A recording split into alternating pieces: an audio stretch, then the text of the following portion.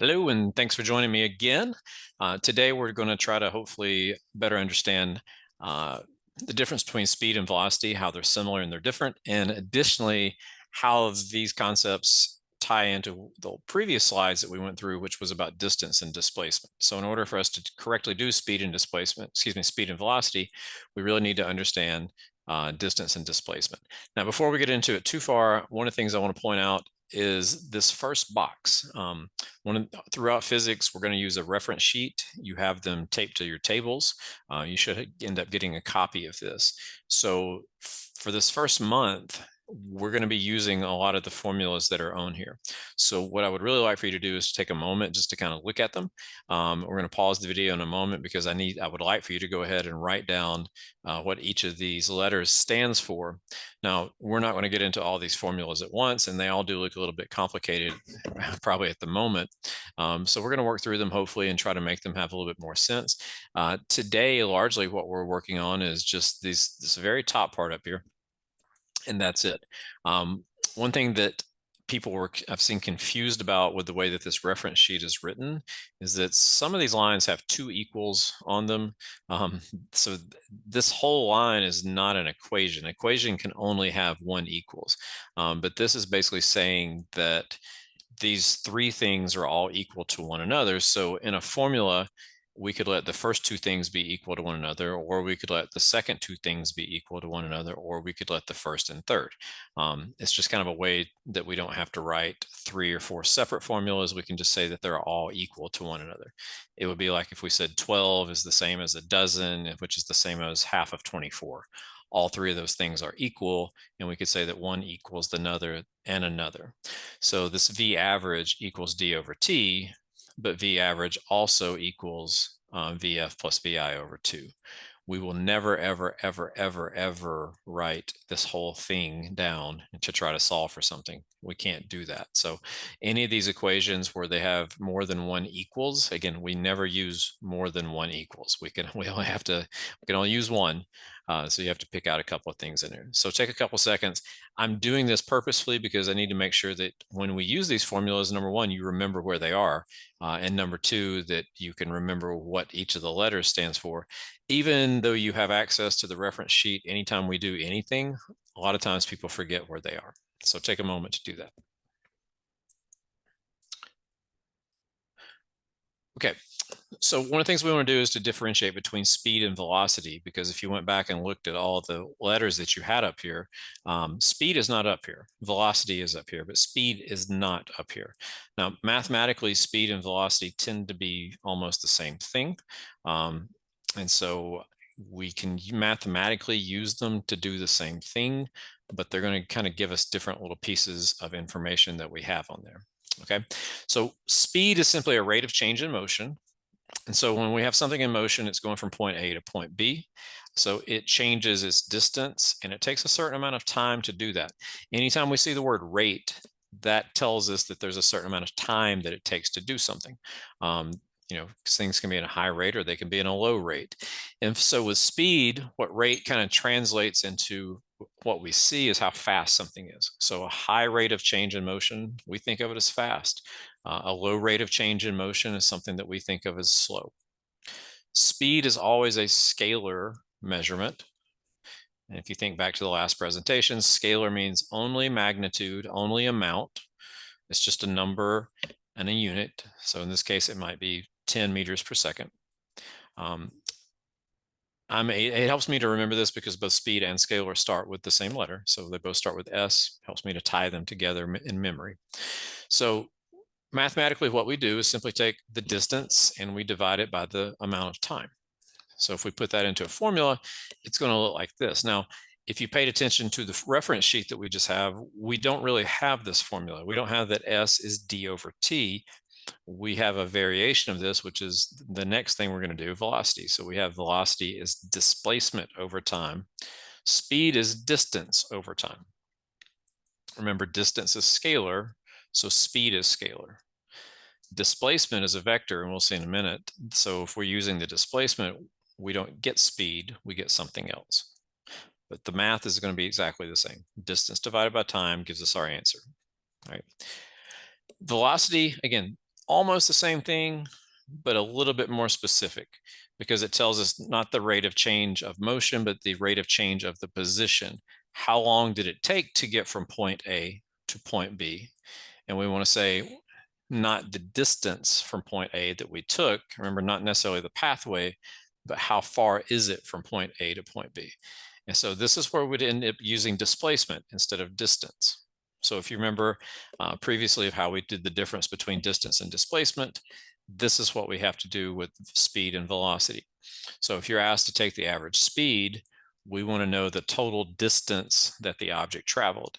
If you're asked to do the velocity, we're looking for the displacement. In other words, how far it is from point A to point B. And so velocity, again, is not a scalar. Velocity is a vector. Conveniently for us, they both start with the same letter as well. So when you're asked to find the velocity v, we have to remember that that's a vector and we're using displacement. So we would end up with a direction. So instead of 5 meters per second, we would have 5 meters per second, say east or up or down or left. Okay. So to do velocity, we use displacement. Okay, that's what I want to try to kind of big picture wise keep in your mind today. To do velocity, we use displacement. To do speed, we use distance.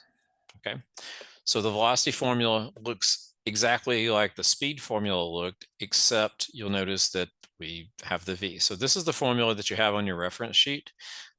This over here is a little bit more complicated. We don't really need to think about it that much, but when you do find displacement, remember what we're doing is saying how far apart are the two objects, or how far apart were the two points in the trip, the final point and the initial point. So anytime we've figured out the displacement, this is kind of what we're doing over here.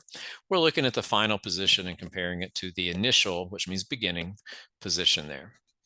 So again, try to be familiar with what some of these letters stand for. It's probably unlikely that we're going to ever see anything with this big P and the little f and the big P and the little I, but it is good to think about that's how we do displacement. All right, so just a couple of notes with this. Because velocity is a vector, and because vectors have direction to them, that means that a velocity could be negative. Now, a speed is never going to be negative because distances are never negative. We'll try to keep all these things together. Distances are always positive, so speeds are always positive. Velocities use a displacement. Displacements can be positive or negative depending on which way it goes. So a negative velocity does not mean that it's slowing down. It just indicates what direction it's going in. So a negative velocity would generally mean that it's not going up, right, north, or east. Pluses are usually telling us that it's in those directions, to the up, right, north, or east. The negatives are typically all the other way. If you think about a number line, particularly a coordinate system, the negatives are always going to the left and the negatives are going down. And if we put that on a compass, that's also going south and west. Negative velocity does not mean slowing down. It just simply means going in the other direction. Okay. So a car going plus 5 meters per second and minus 5 meters per second, moving exactly the same. If you looked at them in terms of how fast they would just be going in opposite directions. So let's look at a couple of examples. So if we had Sandra driving her car 45 kilometers east, and then she turns around and drives 110 meters, that should say to the west. I didn't change that. I had a little typo that was on here. So that should be 110 meters to the west. So if she takes 2 hours to make this trip, what's her average speed and what's her average velocity? So the math, the way we do the math on each of these is exactly the same, but there's a slight difference because they both use something divided by time. Remember, speed uses distance divided by time. So if we look at this problem, just like we did on our first set of information, we want to say, what's the distance on this? Well, distance is the total movement. So this is 45 plus 110. So if we add up the entire motion, that's going to be 155 kilometers. So again, speed is distance divided by time. The distance is 155. I got that by adding both of these together. And it took 2 hours. Divide that together and we get approximately 78 kilometers per hour, which would what we would have if we rounded the numbers on here. Okay. So again, the tricky part, if it's tricky at all, is that if it's asking for speed, Then we're going to use the distance, which is all the numbers added up. All right. The velocity is going to be slightly different because we're going in different directions. So I can put this back up here. I actually had this one typed up correctly. So if we go 45 east and then 110 back west, and we're looking for the velocity, remember velocity is a vector. Vectors use displacement. And so the displacement is how far away am I from where I started? So if we started here, went 45 this way and went 110 this way, they're in opposite directions of one another. So if we did this mathematically, this 45 would be thought of as being a positive, and this 110 we could think of that as being a negative. So if we put positive 45 and negative 110 together, we end up being 65 kilometers to the west on this one. Okay, so there's a couple of different ways we could answer this. This negative is indicating a direction. So notice I don't say west right here. So I could say negative 65 kilometers divided by 2 hours, and that's going to get to 33. You could very easily, and this will be acceptable as well. Another acceptable answer could be just simply 33 kilometers west. So we could say negative 33 kilometers per hour, or we could say 33 kilometers per hour west. The negative indicates a direction, west indicates a direction. They both indicate a direction that way. Okay, couple last things before we do practice problems.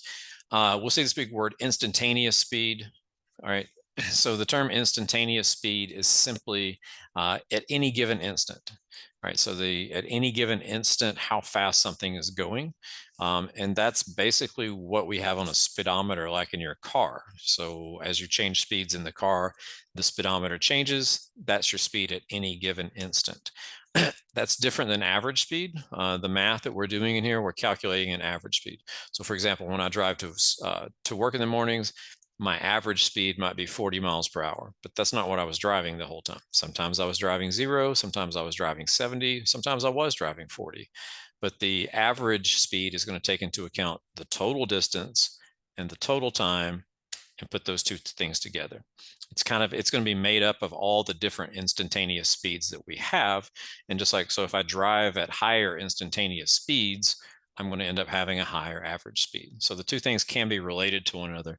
But if you look at the root word of instantaneous, it says instant, like in one point, how fast are you going at any moment in time? All right, so let's do a couple of examples. I'm gonna see if my pen will work so I can do these on here.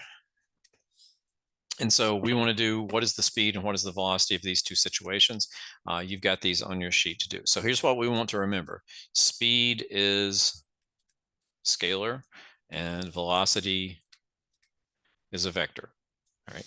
So if we're doing a scalar, that means we're doing distance over time. And if we're doing a vector, we're doing displacement over time. So our time on both of them is 10 seconds. And then we just go back to our previous lesson to say, what is the distance and what is the displacement?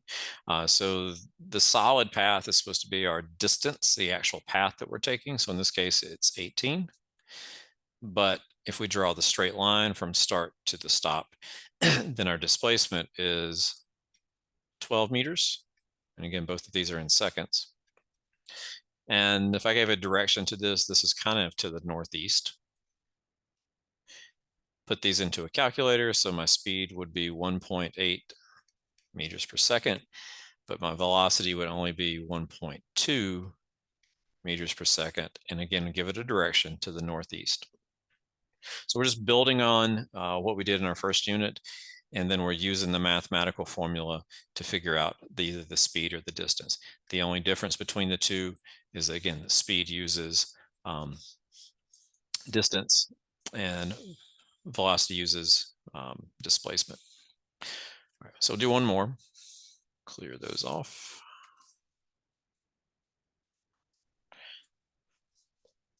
All right.